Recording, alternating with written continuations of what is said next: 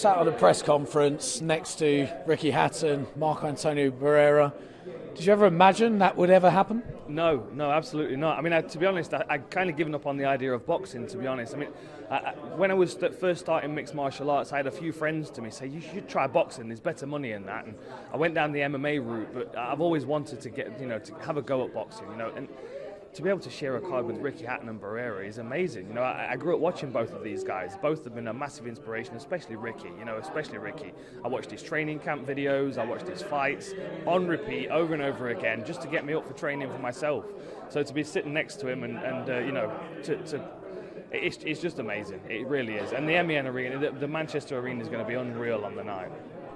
And Ricky was very honest about his journey, his struggles he's gone through. It's quite remarkable that he's 43 now and he's still going to be going back into the ring after everything that he's gone through. Yeah, it is. But the thing is, as fighters, we know what we need to keep ourselves on a path, right? And I've never stopped training. I've always been immersed in mixed martial arts. I'm at the gym all the time with my team as well. But there's nothing that gets you out of bed in the morning and gets you in the gym without, with like the idea of having somebody that's going to try and punch you in the head. I mean, this is why Diego is an ideal opponent for me, because I know he's going to come ready. I know he's aggressive. The idea of an exhibition match is completely out of his mind. You put gloves on that guy and he's going to attack you. That's what I'm expecting from him. And that gets me up for training every day of the week. And that's what I need right now. I mean, I'm 40 this year. I need a bit of direction for my training. And as fighters, this is what we do. There's nothing more natural than this feeling right now for me. What's your family make of you going into the ring and into battle again?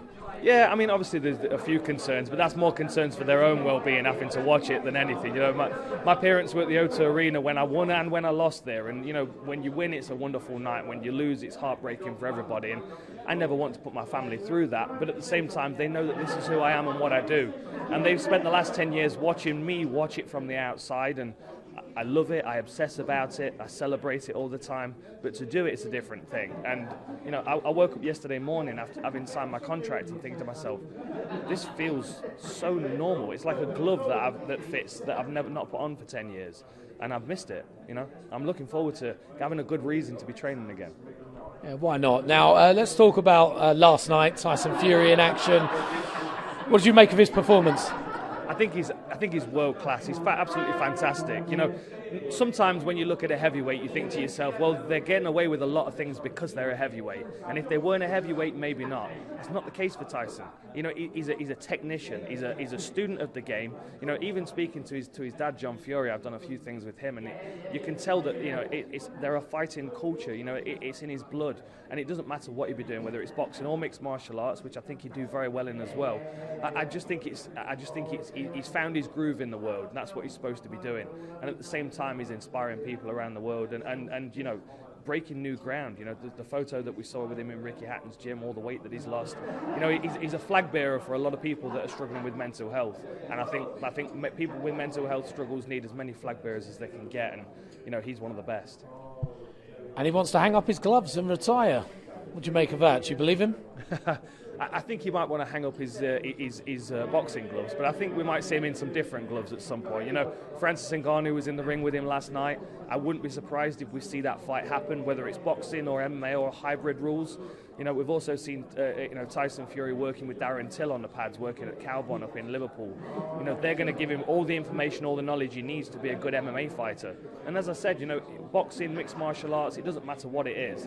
Tyson's a fighter, and I think he could turn his hand to anything. And I think the clinch work that he does, his inside fighting, and the size of the individual, it doesn't matter what heavyweight is up against in the world. He's going to have some natural advantages over them anyway.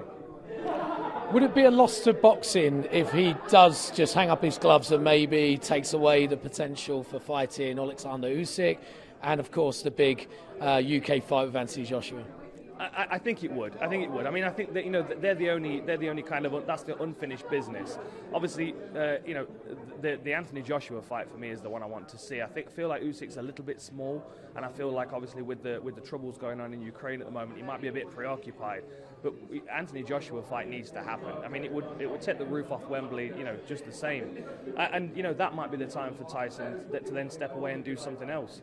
But I also won't mind him stepping away from boxing for a while and trying MMA and then coming back, because I think there are some things he could learn in the MMA world that would transfer over to his boxing game as well.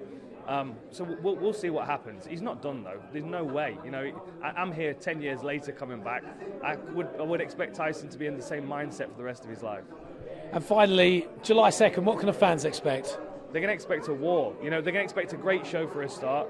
They're going to expect the Ricky Hatton band there. They expect, I mean, Ricky Hatton main event against Marco Antonio Barrera is amazing. I can't wait to sit and watch that myself. But the whole event's going to be special. You know, the arena's going to be bouncing. It's going to be absolutely packed. We've got great music artists coming. We've got some interesting announcements that I wish I could break, but I can't. But there's some other things being added to the event which are going to really, you know, excite people. But for me, you could expect a live performance. I'm coming to try and hurt him. You know, I respect Diego fully, but this is a fight, and I can't step in there with any other kind of mentality. Otherwise, it's dangerous for me.